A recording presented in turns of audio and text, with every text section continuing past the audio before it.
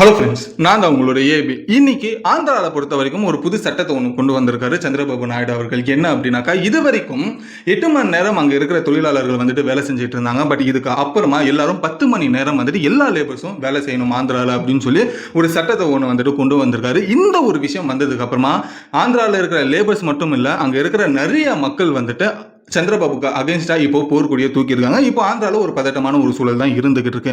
இது ஏன் இந்த ஒரு முடிவை வந்துட்டு சந்திரபாபு நாயுடு அவர்கள் எடுத்தாரு அப்படின்றதுக்கான ஒரு காரணமும் சொல்றாரு. இது ஏன் 8 மணி நேரத்துலேருந்து எதுக்காக இப்போ நான் 10 மணி நேரம் மாத்திரம் அப்படின்றதுக்கான ஒரு காரணம் சொன்னார். பட் அந்த காரணம் என்னோட பாயிண்ட் ஆஃப் வியூவில் பார்க்கும்போது அது ஒரு அக்செப்டன்ஸ் பண்ற மாதிரியே இல்லை. அந்த மாதிரி ஒரு காரணமே அது இல்லை. ஸோ அந்த ஒரு காரணம் அப்படின்றது அவர் ஏன் அப்படி சொன்னாருன்றதும் எனக்கு புரியல. இப்போ நான் எப்படி அந்த காரணத்தை ஏற்றுக்கலையோ அதே போல ஆந்திராவில் இருக்கிற லேபர்ஸ் யூனியனுமே சரி, அங்கே இருக்கிற பொதுமக்களுமே சரி, இந்த ஒரு காரணத்தை அவங்க அக்செப்ட் பண்ணவே இல்லை சந்திரபாபு நாயுடு அவர்கள் சொன்னது. சரி, இப்போ ஆந்திரா 8 மணி நேரம் இது வரைக்கும் வேலை செஞ்சவங்க எல்லாருமே 10 மணி நேரம் வேலை செஞ்சே ஆகணும்னு சொல்லி ஒரு அழுத்தம் ஏன் வந்துட்டு ஆந்திரா கவர்மெண்ட் சைட்ல இருந்து அங்க இருக்கிற லேபர்ஸ்க்கு கொடுக்கப்படுது அப்படின்றத இந்த ஒரு வீடியோல நம்ம டிஸ்கஸ் பண்ண போறோம். ஸோ இதனால தான் இது ரொம்ப ஒரு முக்கியமான ஒரு டாபிக்கா, பேச வேண்டிய ஒரு டாபிக்கா இது இருக்கனால தான் நான் உங்ககிட்ட கொண்டு வந்திருக்கேன் இந்த வீடியோவை. ஸோ வாங்க வீடியோக்குள்ள போகலாம். ஆந்திரால இப்போ என்ன நடந்துகிட்டு இருக்கு, இந்த ஒரு லேபர் ஹவர்ஸை வந்துட்டு இன்க்ரீஸ் பண்றதுக்கான ஒரு காரணம் என்ன அப்படின்றது கம்ப்ளீட் டீட்டெயிலா வெறும் 10 நிமிஷத்துல ஷார்ட் அண்ட் ஸ்வீட்டா பார்த்துலாம். ஸோ வாங்க வீடியோக்குள்ள போகலாம். நான் தான் உங்களோட AB and welcome to our channel. இன்னும் நம்ம சேனல் சப்ஸ்கிரைப் பண்ணலாம், உடனே சப்ஸ்கிரைப் பண்ணிக்கோங்க. அப்போதான் இது போல ஊர்ல நடக்கிற எல்லா விஷயங்களும் நீங்க வெறும் 10 நிமிஷத்துல இந்த சேனல் மூலியமா தெரிஞ்சுக்கலாம். அது உங்களோட சப்போர்ட்டை சப்ஸ்கிரைப் பண்ற ஒரு விஷயத்துல காமிச்சுக்கோங்க. ஸோ ஃபர்ஸ்ட் விஷயம் எங்க இருந்து ஆரம்பிக்கலாம் அப்படின்றது பார்க்கும்போது, ஆந்திரால இப்போ என்னதான் எக்ஸாக்டான ஒரு சட்டம் போடப்பட்டிருக்கு, இப்போ அங்க ஆந்திராவோட நிலைமை என்னவா இருக்கு அப்படின்றது பார்க்கும்போது, சந்திரபாபு நாயுடு அவர்கள் தான் இப்போ ஆந்திரால சிஎம்மா இருக்காங்க. ஸோ அவரோட ஆட்சியில் இப்போ வந்துட்டு ரொம்ப நாளா இந்த ஒரு ஒர்க்கிங் ஹவர்ஸை இன்க்ரீஸ் பண்ணணும் அப்படின்ற ஒரு ஒர்க் அவுட் அப்படின்றது அந்த கவர்மெண்ட் அண்டர் ஆஃபீஸர் ரிலேட்டடாக இந்த ஒர்க்லாம் போய்கிட்டு இருந்திருக்கு. திடீர்னு வந்துட்டு ஒரு 2 நாளைக்கு முந்தா நேற்று வந்துட்டு ஆந்திராவில் 8 மணி நேரம் இது வரைக்கும் நீங்கள் வேலை செஞ்சது போதும், இதுக்கப்புறமா நீங்கள் 10 மணி நேரம் வேலை செய்யணும் அப்படின்னு சொல்லி ஒரு புது சட்டத்தை இம்ப்ளிமெண்ட் பண்ணியிருக்காங்க. இது ஒரு சட்டம் தான் இம்ப்ளிமெண்ட் பண்ணியிருக்காங்களா அப்படின்றது கேட்டிங்கன்னா, இது கூடவே 2வது விஷயமும் சொல்லியிருக்காங்க. என்னன்னா, நைட் ஷிஃப்ட்டில் வந்துட்டு இது வரைக்கும் ஆண்கள் தான் வேலை செஞ்சுக்கிட்டு இருக்காங்க, இதுக்கப்புறமா பெண்களும் வேலை செய்யலாம் அப்படின்ற ஒரு விஷயமும் சொல்கிறாங்க. இன்கேஸ் நைட் ஷிஃப்ட்டில் பெண்கள் வேலை செய்கிறாங்க அப்படின்ற பட்சத்தில் அந்தந்த கம்பெனி அந்த பெண்களுக்கு உரிய பாதுகாப்பு கொடுக்கணும், ப்ரொடெக்ஷன்ஸ் கொடுக்கணும். அதே போல் வந்துட்டு அவங்க வீட்டுக்கு போகிறதுக்கான கேப் ஃபெசிலிட்டிஸுமே வந்துட்டு அந்தந்த கம்பெனி உருவாக்கி கொடுக்கணும் அந்த பெண்களுக்கு, நைட் ஷிஃப்ட் வர பெண்களுக்கு அப்படின்ற ஒரு விஷயமும் சொல்கிறாங்க. ஸோ நைட் ஷிஃப்ட்டுக்கு போகிற அந்த பெண்கள் வந்துட்டு அவங்க வீட்டுக்கு போகிறதுக்கு அந்த கேப்ல ஒரு கார்டு இருக்கணும், அவங்களுக்கு அந்த வண்டி அவங்க வீட்டுக்கு போய் வீட்டு வாசலில் போய் இறக்குற வரைக்கும் அந்த வண்டியில் அவங்க போகிற மாதிரி இருக்கணும். ஆஃபீஸில் வந்துட்டு நைட் ஷிஃப்ட் பண்ணானா அவங்களுக்குன்றது ஒரு கார்டு அப்படின்றது இருக்கணும். அந்த லேடிஸ் நைட் ஷிஃப்ட் வந்து வேலை செய்கிறவங்களுக்கு தனியாக ஒரு ப்ரொடெக்ஷன்ஸ் மாதிரி ஒரு கார்ட்ஸுமே கொடுக்கணும்ன்றது தான் இந்த ஆந்திராவோட ஒரு விஷயம் சட்டமாக கொண்டு வந்தது. இந்த ஒரு சட்டம் கொண்டு வந்ததுக்கு அப்புறமா ஏகப்பட்ட அகைன்ஸ்ட் வந்து சந்திரபாபு நாயுடு அவர்களுக்கு ஆந்திரா மக்களே எதிராக நின்னாங்க. அதே போல இந்த ஒரு சட்டம் வந்துட்டு தொழிலாளர்கள் ரிலேட்டடாக இருக்கிறதுனால அங்க இருக்கிற தொழிலாளர்கள் சங்கமும், அதாவது லேபர் யூனியனுமே வந்துட்டு இதுக்கு அகைன்ஸ்டா போர்க்குடிய தூக்கியிருக்காங்க. அவங்க தரப்புல இருந்து என்ன சொல்லப்படுது அப்படின்ற பட்சத்தில், எங்களுக்கு 8 மணி நேரம் ஒரு கம்பெனியில் வேலை செய்கிறோம் அப்படின்ற பட்சத்தில் அது எங்களுக்கு சரியானதா இருக்கு, இது எங்களுக்கு எந்த ஒரு பிரச்சனையுமே உடல் ரீதியாக வராமல் இருக்கு, இது கரெக்டான ஒரு டைமிங்காக இருக்கு, 8 மணி நேரம் வேலை செஞ்சு 1 மணி நேரம் பிரேக் எடுக்குது சரியா இருக்கு அப்படின்றது சொல்றாங்க. இதை தாண்டி இப்போ 10 மணி நேரம் அப்படின்ற ஒரு விஷயம் இன்க்ரீஸ் ஆகப்பட்டுச்சு அப்படின்ற பட்சத்தில் அவங்களோட குறைகள் என்ன சொல்லப்படுதுன்னா, கம்பெனியில் 10 மணி நேரம் வேலை செய்கிறோம் அப்படின்ற பட்சத்தில் இப்போ வீட்டுக்கு அப் அண்ட் டவுன் போயிட்டு வருது 1 மணி நேரம்னா ஆல்மோஸ்ட் கம்பெனி ரிலேட்டடாக நம்ம ஒர்க் பண்ணுறதே 14 மணி நேரமாக 12 மணி நேரமாக மாறிடும். ஸோ இந்த 12 மணி நேரத்தில் வீட்டுக்கு வந்ததுக்கு அப்புறமா 8 மணி நேரம் நாங்கள் தூங்கி ஃபேமிலி கூட வெறும் 2 மணி நேரம் தான் நாங்கள் டைம் ஸ்பெண்ட் பண்ண முடியுமா இந்த 24 மணி நேரத்தில் ஒரு நாளில் அப்படின்ற ஒரு விஷயம் சொல்லப்படுது. இது ஒரு வகையில் யோசிக்க வேண்டிய ஒரு விஷயம் இருந்தாலும் ஆப்வியஸ்லி அது தாங்க உண்மையுமே. இப்போ இதை நம்ம வேர்ல்டு ரிலேட்டடாக நம்ம பார்க்கும்போது ஒரு நாளைக்கு 24 மணி நேரம், இந்த 24 மணி நேரத்தை 3 நம்ம டிவைட் பண்ணணுங்க. 3 டிவைட் பண்ணணும் அப்படின்ற பட்சத்தில் முதல் 8 மணி நேரம் தூக்கத்துக்கானது, 2வது 8 மணி நேரம் வேலைக்கானது, 3வது 8 மணி நேரம் அப்படின்றது பார்க்கும்போது குடும்பத்துக்கானது. ஓகேங்களா? ஸோ அப்படி பார்க்கும்போது 24 ஹவர்ஸை வந்துட்டு நம்ம 8ஆக பிரித்தோம் அப்படின்னாக்கா இது 3 நம்ம வந்துட்டு யூஸ் பண்ணலாம். ஸோ இதை 3 பங்குல ஒரு பங்கு தான் வேலைக்கான ஒரு 8 மணி நேரம்ன்றது தான் இது வரைக்குமே எல்லா நாடுகளுமே கடைபிடிச்சிக்கிட்டு இருக்கிற ஒரு விஷயம். பட் இப்போ திடீர்னு 10 மணி நேரம் அப்படின்ற பட்சத்தில் இன்க்ரீஸ் பண்ணும்போது அப்போ அவங்க வீட்டுக்கு போயிட்டு வர டைம் கால்குலேஷனுமே இதில் சேர்த்தோம் அப்படின்னாக்கா 10 மணி நேரம் அப்படின்றது 12 மணி நேரமாக மாறும். வீட்டுக்கு போகிறதுக்கு 1 மணி நேரம், ஆஃபீஸ்க்கு வரதுக்கு 1 மணி நேரம் அப்படின்ற ஒரு பட்சத்தில் ஜென்ரலாக ஒரு கால்குலேட் பண்ணோம் அப்படின்னாக்கா இதில் டிராஃபிக் இல்லாமல் சொல்ல டிராஃபிக்லாம் வச்சா 1.5 மணி நேரம்லாம் தாண்டும் ஆஃபீஸ் டு வீடு வரதுக்கோ இல்லை வீடு டு ஆஃபீஸ் போகிறதுக்கும். ஸோ அப்படி பார்க்கும்போது 1 மணி நேரம் பேசிக்காக வச்சா கூட 12 மணி நேரம் அப்படின்றது ஆகுது. இந்த 12 மணி நேரம் நம்ம வேலைக்கே செலவு பண்ணிட்டோம் அப்படின்னாக்கா 8 மணி நேரம் கம்பல்சரியாக தூக்கம்ன்றது தேவை.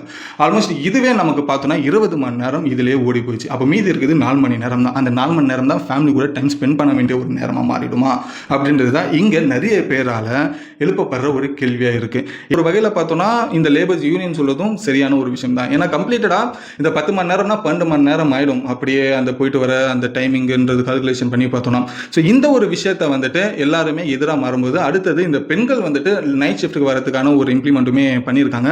இதில் வந்துட்டு சில பேர் என்கரேஜ் பண்ணாலும் சில பேர் வந்துட்டு அகேன்ஸ்டாக தான் நின்றுட்டு இருக்காங்க. லேடிஸ் ஏன் நைட் ஷிஃப்ட்டுக்கு வந்துட்டு வேலை செய்யணும், அவங்களுக்கு இன்கேஸ் ஏதாச்சும் ஆயிடுச்சுன்னா அதுக்கப்புறமா யார் அதுக்கெல்லாம் பொறுப்பு இருக்கிறது அப்படின்ற ஒரு விஷயம். ஏன்னா இந்தியாவில் நிறைய ரேப் கேசஸ் அப்படின்றது வருஷம் இன்க்ரீஸ் ஆகிட்டு தான் இருக்குது. எந்த ஒரு குறைஞ்ச பாடுமே கிடையாது. ஸோ அதை வச்சு மைண்டில் வச்சும் நிறைய பேர் வந்துட்டு இதுக்கு எதிராகவுமே மாறி இருக்காங்க அப்படின்றது. சரி, இதெல்லாம் ஒரு பக்கம் இருந்தாலும் இப்போது எதுக்காக சந்திரபாபு நாயுடு அவர்கள் வந்துட்டு இந்த ஒரு விஷயத்தை இம்ப்ளிமெண்ட் பண்ணியிருக்காரு, இதுக்கான ஒரு காரணம் என்ன அப்படின்றத பார்க்கும்போது இதுக்கு அவர் சொல்கிற ரீசன் என்ன அப்படின்னாக்கா, இப்போ 8 மணி நேரம் ஆந்திராவில் வேலை செஞ்சுக்கிட்டு இருக்கோம் அப்படின்ற பட்சத்தில் அது 10 மணி நேரமாக அது மாற்றுறோம் அப்படின்றப்போ நிறைய ஃபாரின் இன்வெஸ்ட்மெண்ட் அப்படின்னு சொல்லப்படுற கம்பெனிகள் வந்துட்டு உள்ளே வர ஆரம்பிக்கும் அப்படின்ற ஒரு விஷயம் சொல்லப்பட்டது. நிறைய மேனுஃபேக்சரிங் யூனிட்ஸ் வந்துட்டு உருவாகும் ஆந்திராவில். அதே போல் இதனால நிறைய வேலை வாய்ப்புகள் ஆந்திராவில் இருக்கிற மக்களுக்கு கிடைக்க ஆரம்பிக்கும். அதுக்கப்புறமா இதனால நம்மளோட ஸ்டேட்டோட ஜிடிபியுமே க்ரோத் ஆகும் அப்படின்ற ஒரு விஷயத்துக்காக மட்டும்தான் இது 8 மணி நேரத்துலேருந்து 10 மணி நேரம் இந்த ஒரு டைம் அவரை நாங்கள் இன்க்ரீஸ் பண்ணியிருக்கோம்ன்றது ஒரு காரணம் சொல்லியிருக்காங்க. இது ஒரு வகையில் வந்துட்டு யோசிச்சு பார்த்தோம்னா இது என்னால் அக்செப்ட் பண்ணிக்க முடியாதுங்க. இது எப்படி ஒரு பேக் ஃபயராக மாறும் அப்படின்றது என்னோட பாயிண்ட் ஆஃப் நான் பார்க்குறேன். அப்படின்ற பட்சத்தில் ஃபார் எக்ஸாம்பிள் 8 மணி நேரம் வேலை செய்கிற ஒரு தொழிலாளி 10 மணி நேரம் வேலை செய்ய அப்படின்ற பட்சத்தில் இப்போ முதலாளிகள் என்ன யோசிப்பாங்க அப்படின்ற பட்சத்தில் ப்ரொடக்ஷனை இன்க்ரீஸ் பண்ணலாம் அப்படின்னு சொல்லி அவங்களோட மைண்டு மாறும்.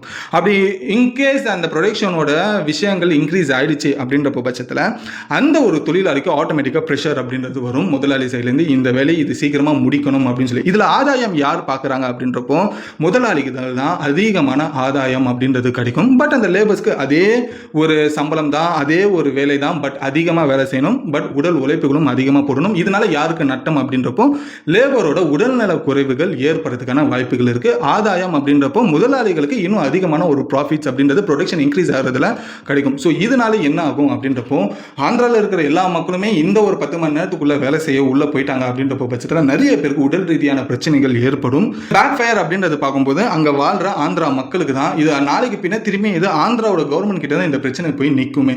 ஸோ இந்த ஒரு விஷயத்தை அவங்க புரிஞ்சுக்கிட்டு மறுபடியும் 8 மணி நேரம் அப்படின்ற ஒரு வேலை வாய்ப்புகளை வந்துட்டு திரும்பியும் அதே போல் நடத்துங்கப்பான்னு சொல்லி பில்லை பாஸ் பண்ணாங்கன்னா கொஞ்சம் அடுத்த ஒரு விஷயம் நல்லதாக போகும். இல்லை அப்படின்ற பட்சத்தில் எல்லாரும் இதே போல் போர்க்குடிகள் தூக்குற ஒரு கைகள் அதிகமாகிறதுக்கான வாய்ப்புகள் ஆந்திராவில் இருக்குது இப்போதைக்கு இருக்கிற சூழ்நிலையில்.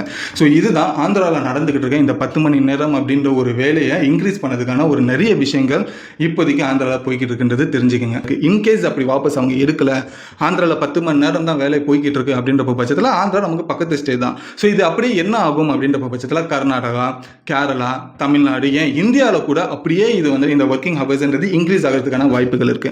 இன்னைக்கு இந்த மாதிரி ஒரு பிரச்சனைகள்லாம் நம்ம அமைதியாக இருந்துட்டோம் அப்படின்ற பட்சத்தில் இது நாளைக்கு நம்மளோட பசங்க கஷ்டப்படுற ஒரு சூழ்நிலையாக மாறிடும். இன்னைக்கு 8 மணி நேரம் அப்படின்ற ஒரு வேலை சாதாரணமாக நமக்கு கிடைக்கல. வரலாறு நீங்கள் எடுத்து பார்த்தீங்கன்னா மிகப்பெரிய ஒரு போராட்டத்துக்கு அப்புறம் மிகப்பெரிய ஒரு தியாகத்துக்கு அப்புறமா தான் நமக்கு 8 மணி நேரம் அப்படின்ற ஒரு வேலை அப்படின்றது ஒரு ஸ்டாண்டர்ட் டைமே ஆயிடுச்சு பிரிட்டிஷ்க்கு அப்புறம். ஸோ அது இன்னைக்கு வரைக்கும் நம்ம காப்பாற்றிட்டு இருக்கோம். இன்னைக்கு நம்ம 10 மணி நேரம் அப்படின்றது ஒத்துக்க வேலை செஞ்சோம்னா அடுத்த 10 வருஷத்துல திரும்பி 2 மணி நேரம் இன்க்ரீஸ் பண்ணி 12 மணி நேரம் நீங்கள் வேலை செய்யணும்னு சொல்லி வேற ஏதாவது ஒரு கவர்மெண்ட் வேற ஏதாவது ஒரு ஸ்டேட் வந்துட்டு திரும்பி இது ஆரம்பிக்கும். ஸோ இது பாதிப்புன்றது நம்மளோட பசங்களுக்கு அப்படின்றது தெரிஞ்சுக்கங்க. இன்னைக்கு நம்ம ஒத்துக்கிட்டாலுமே நம்மளோட உடல்நிலையுமே சரியாகாது. ஸோ அதே போல் நாளைக்கு நம்ம பசங்களுமே இதனால பாதிக்கப்படுவாங்கன்றது உண்மையை புரிஞ்சுக்கிட்டு இன்னைக்கு ஆந்திரா மக்கள் போர்க்குடியை தூக்கி அவங்களுக்கு சப்போர்ட்டாக இந்த ஒரு கவர்மெண்ட் நடந்து திரும்பி 8 மணி நேரமே நீங்கள் வேலை செஞ்சால் போதும் அப்படின்னு சொல்லி அவங்களோட பில்லை பாஸ் பண்ணிட்டாங்கன்னா ஹேட்ஸ் ஆஃப் அப்படின்னு தான் சொல்லணும் ஆந்திரா கவர்மெண்ட்டுக்கு. பட் அது அப்படி பண்ணுவாங்களான்றது நம்ம வெயிட் பண்ணி தான் பார்க்கணும்.